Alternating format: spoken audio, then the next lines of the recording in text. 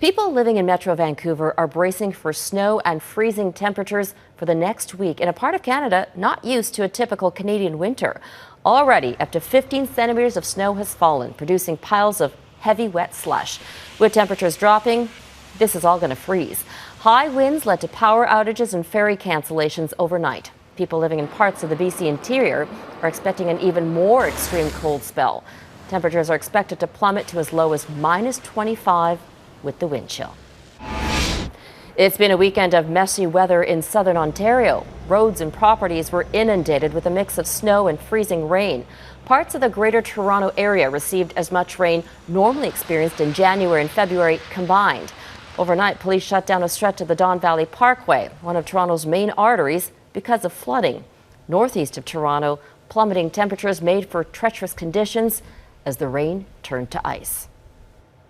That same storm system pelted parts of Quebec with icy conditions.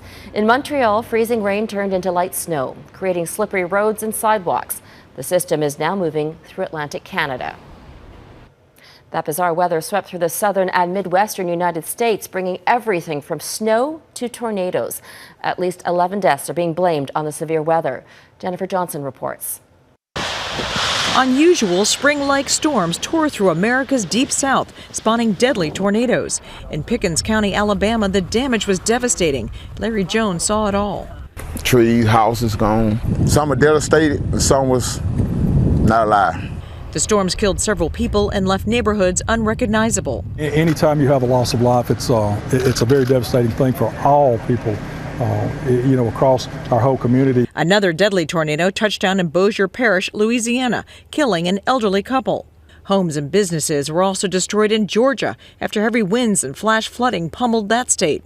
The whole side of it's just gone. The storms brought cold and snow to Texas, where a police officer and firefighter were killed in Lubbock while investigating a highway accident. It's a huge loss for the public safety community here, and it was very unnecessary.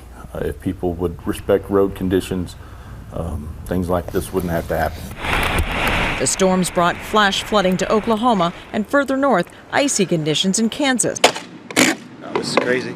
Heavy rains and winds hit Ohio, destroying several businesses in downtown Troy. And in Chicago, flooding caused several streets to close near Lake Michigan.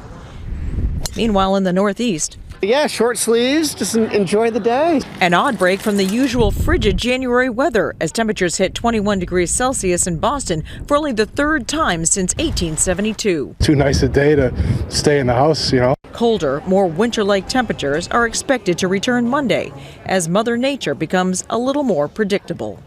Jennifer Johnson, Global News.